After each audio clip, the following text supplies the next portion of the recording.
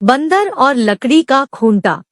एक समय शहर से कुछ ही दूरी पर एक मंदिर का निर्माण किया जा रहा था। मंदिर में लकड़ी का काम बहुत था, इसलिए लकड़ी चीरने वाले बहुत से मजदूर काम पर लगे हुए थे। यहाँ वहाँ लकड़ी के लट्टे पड़े हुए थे और लट्टे व शहतीर चीरने का काम चल रहा था। सारे मजदूरों को दोपहर का भोजन करने के लिए शहर जाना पड़ता था, इसलिए दोपहर के समय 1 घंटे तक वहाँ कोई नहीं होता था। एक दिन खाने का समय हुआ तो सारे मजदूर काम छोड़कर चल दिए। एक लट्टा आधा चिरा रह गया था। आधे चिरे लट्टे में मजदूर लकड़ी का कीला फंसाकर चले गए। ऐसा करने से दोबारा आरी घुसाने में आसानी रहती है।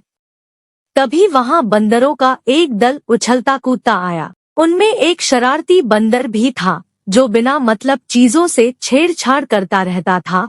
पंगे लेना उसकी आदत थी। बंदरों के सरदार ने सबको वहाँ पड़ी चीजों से छेड़छाड़ न करने का आदेश दिया। सारे बंदर पेड़ों की ओर चल दिए, पर वह शैतान बंदर सबकी नजर बचाकर पीछे रह गया और लगा अड़ंगेबाजी करने। उसकी नजर अधचिरे लट्टे पर पड़ी। बस वह उसी पर पिल पड़ा और बीच में अड़ाए गए कीले को देखने लगा। फिर उसने पास पड़ी आरी को देखा, उसे उठाकर लकड़ी पर रगड़ने लगा। उससे किरर किरर की आवाज निकलने लगी तो उसने गुस्से से आरी पटक दी। उन बंदरों की भाषा में किरर किरर का अर्थ निखट्टू था। वह दोबारा लट्टे के बीच फंसे कीले को देखने लगा। उसके दिमाग में कौतूहल होने लगा कि इस कीले को लट्टे के बीच में से निकाल दिया जाए तो क्या होगा।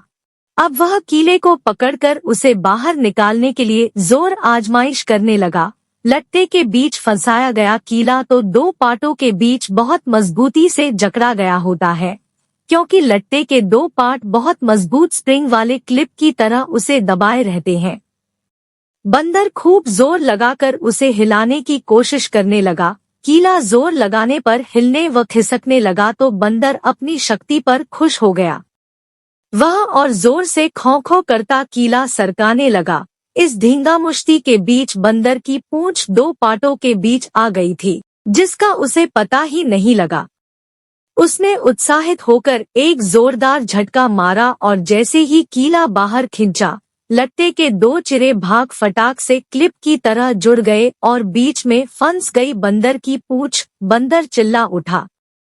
तभी मजदूर वहां लौटे। उन्हें देखते ही बंदर ने भागने के लिए जोर लगाया तो उसकी पूंछ टूट गई। वह चीखता हुआ टूटी पूंछ लेकर भागा। कहानी सुनाकर कर्तक बोला, इसीलिए कहता हूँ कि जिस काम से कोई अर्थ न सिद्ध होता हो उसे नहीं करना चाहिए। व्यर्थ का काम करने से जान भी जा सकती है। अरे अब भी पिंगलक जो शिकार करके लाता है उससे हमें भरपेट भोजन तो मिल ही जाता है, तब बेकार ही झंझट में पड़ने से क्या फायदा। दमनक बोला, तो तुम क्या केवल भोजन के लिए ही जीते हो? यह तो ठीक नहीं। अपना पेट कौन नहीं भर लेता।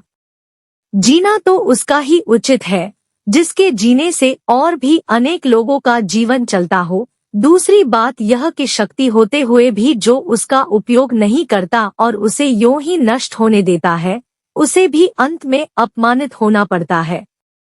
कर्तक ने कहा, लेकिन हम दोनों तो ऐसे भी मंत्रीपद से च्युत हैं।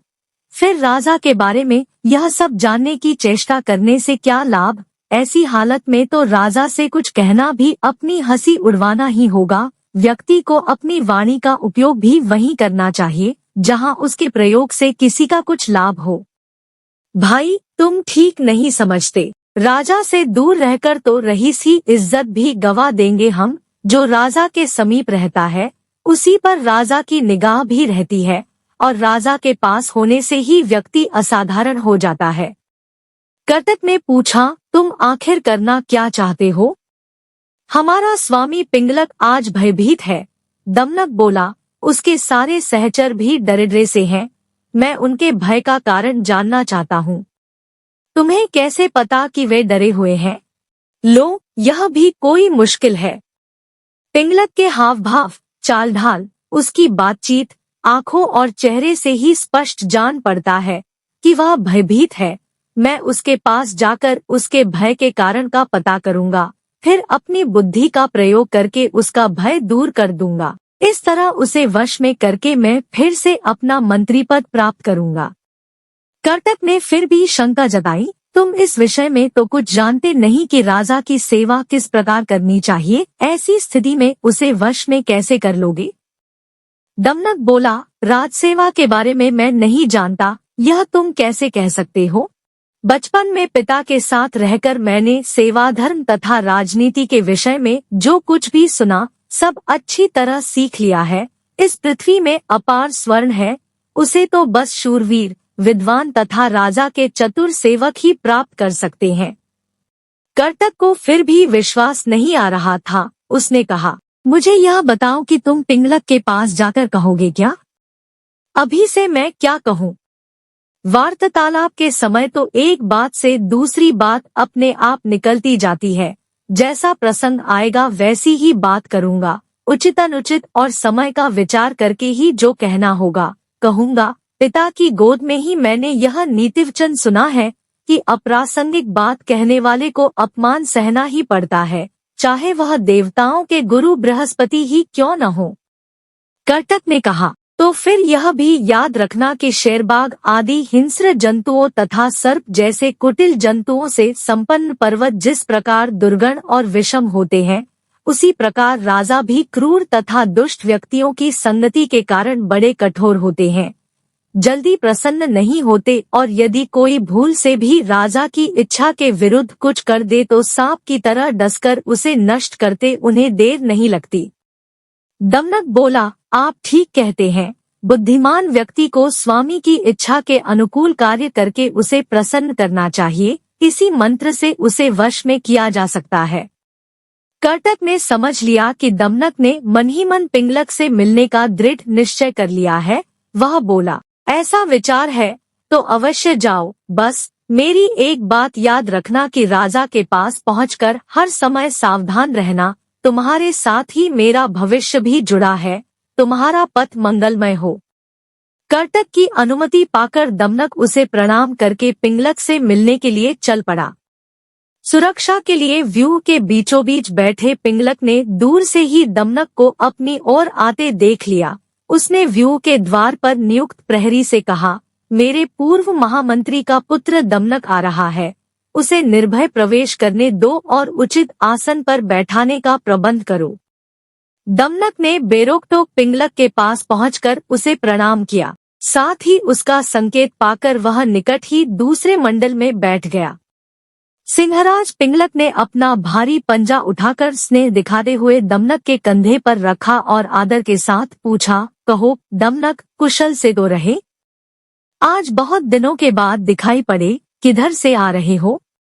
दमनक बोला, महाराज के चरणों में हमारा क्या प्रयोजन हो सकता है, किंतु समय के अनुसार राजाओं को भी उत्तम, मध्यम तथा अधमेहर कोटि के व्यक्ति से काम पड़ सकता है। ऐसे भी हम लोग महाराज के सदा से ही सेवक रहते आए हैं। दुर्भाग्य से हमें हमारा पद और अधिकार नहीं मिल पाया है, तो भी हम आपकी सेवा छोड़कर कहाँ जा सकते हैं। हम लाख छोटे और असमर्थ सही, किंतु कोई ऐसा भी अवसर आ सकता है जब महाराज हमारी ही सेवा लेने का विचार करें। पिंगलक उस समय उद्विग्न था। बोला, तुम छोटे बड़े या समर्थ की बात छोड़ो। दमनक, तुम हमारे मंत्री के पुत्र हो, अत तुम जो भी कहना चाहते हो निर्भय होकर कहो। अभयदान पाकर भी चालाक दमनक ने राजा के भय के विषय में सबके सामने बात करना ठीक नहीं समझा। उसने अपनी बात कहने के लिए एकांत का अनुरोध किया। पिंगलक ने अपने अनुचरों की ओर देखा। राजा की इच्छा समझकर आसपास के जीव जंतु हटकर दूर जा बैठे।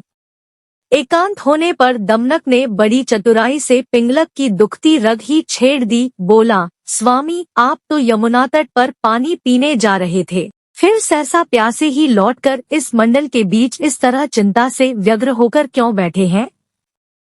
दमनक की बात सुनकर सिंह पहले तो सकुचा गया, फिर दमनक की चतुराई पर भरोसा करके उसने अपना भेद खोल देना उचित समझा।